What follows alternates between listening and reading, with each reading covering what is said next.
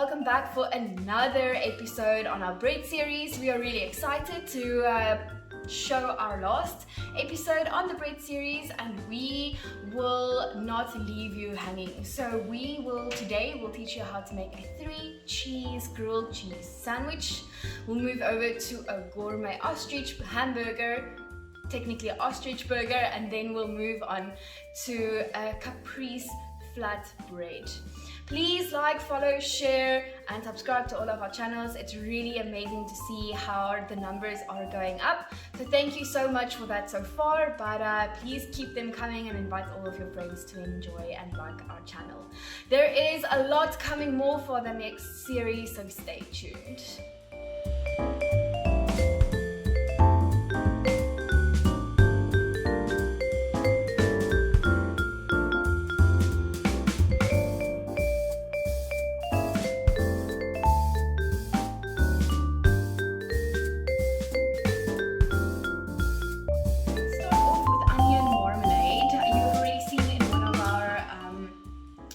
Previously with the gourmet roast beef croissant, we actually made some onion marmalade, but because we're going to use it in this episode again, I would like to just show you again. And then I'm going to show you how to make classic bechamel sauce, which is basically a white sauce, which will add to the gourmetness of this 3-cheese grilled cheese sandwich.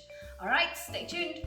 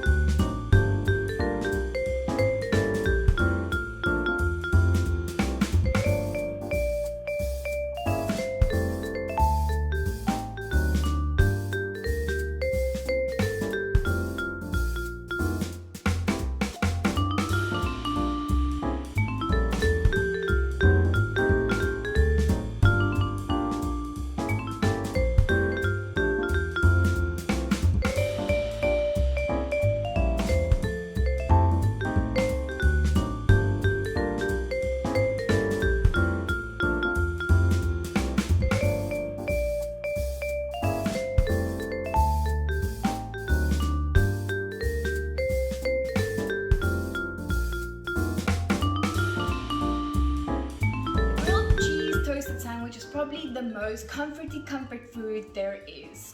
The history of the toasted grilled cheese sandwich only dates back to the early 1900s, so it's actually still quite young. So please feel free to look up on the history. However, it has left in history, in our lives, and in households a transformational mark. We are going to kick it up a notch in adding a little bit of bechamel sauce, which is white sauce, the onion marmalade, and then my favorite cheeses. What more can one ask for when it comes to a grilled cheese sandwich?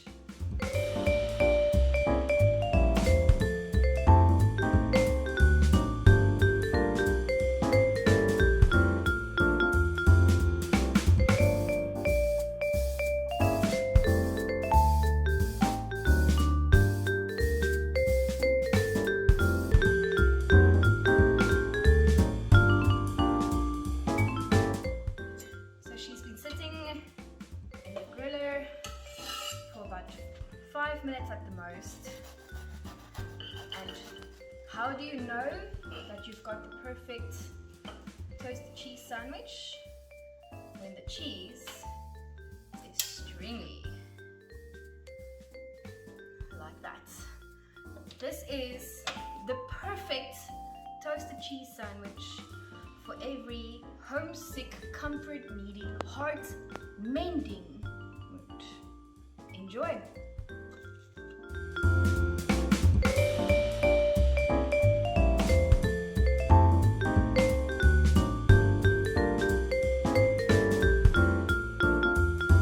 Starting off with the patty first, because that's going to take the longest for it to cook, and then basically the hamburger is just being assembled all together, or in this case the ostrich burger.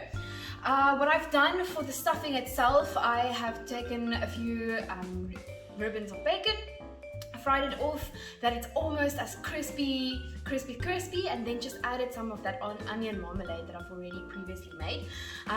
Married them with one another, and I'm going to add that into the middle of the patty, which I'll show you now, for the filling of the patty, so that once you cut through the patty or once you bite through it, there will be a surprise on the inside.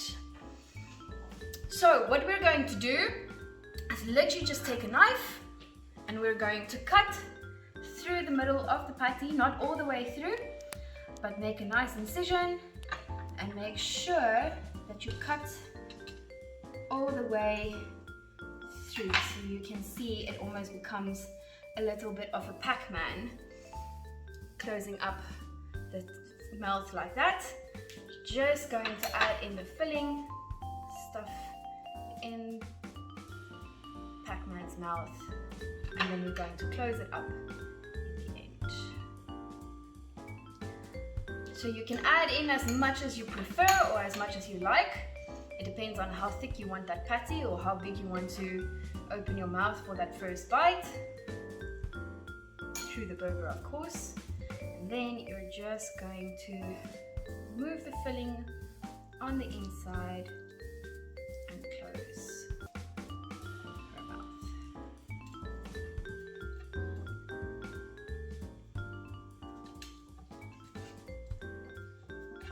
Alright.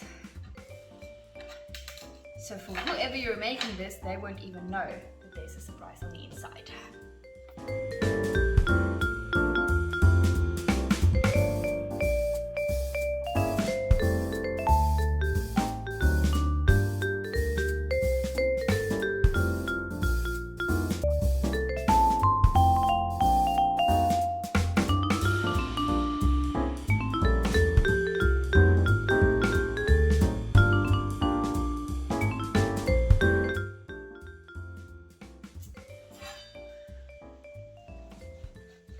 I'm cutting in half because I can see this is going to take an extra bite for me to enjoy. But I wanted you to see, when you split it in half, do you see that stuffing working perfectly through? Alright, so for the big surprise, a perfect, comforting, stuffed ostrich burger coming your way. Bon appetit!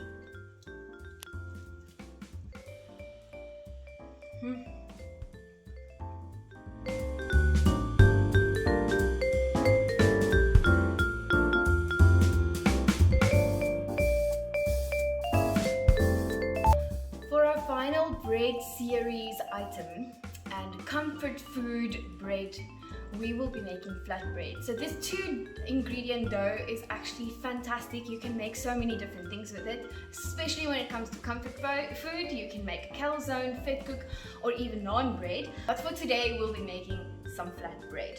So all that you need is a little bit of self-raising flour and full fat plain yogurt.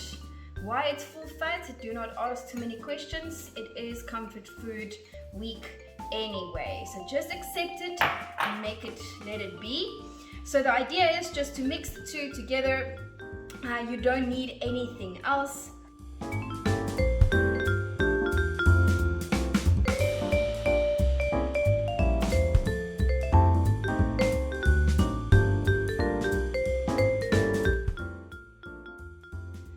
flatten up your bread however you would like the look of your flatbread to be. You can make it round, you can make it more in a bread form. Choice.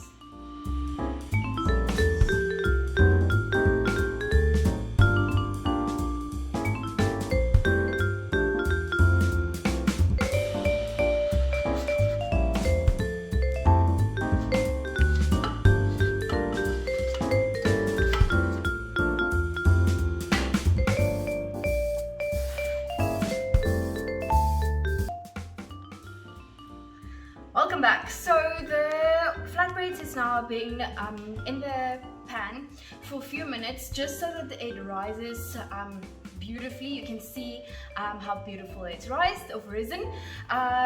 For this flatbread, I'm going to go with a classic Caprice feeling, just because the idea of tomatoes, basil, mozzarella, and balsamic vinegar basically gets me excited about anything. I'm gonna kick off with a little bit of basil pesto. You can see the dough is not 100% ready yet. It's because we're going to put it in the oven for a few moments for the cheese to melt and for it to get a beautiful golden color. So don't worry, the idea is that it's not completely cooked yet.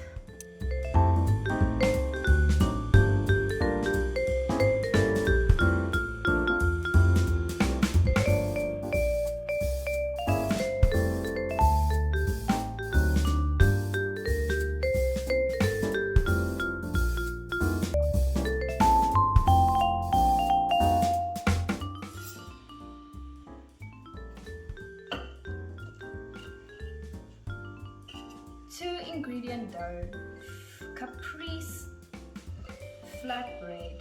Oh, you can see how fluffy and soft it is. Just gonna drizzle a little bit of balsamic vinegar over it.